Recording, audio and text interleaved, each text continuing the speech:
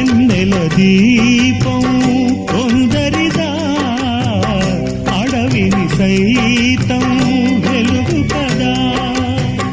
వెన్నెల దీపం కొందరిదా, అడవిని సైతం వెలుగు కదా.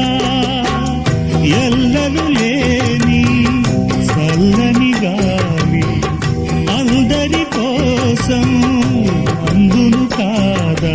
ప్రతి మదిని లేపే ప్రభాతరాగం పదే పదే చూపే ప్రధాన మార్గం.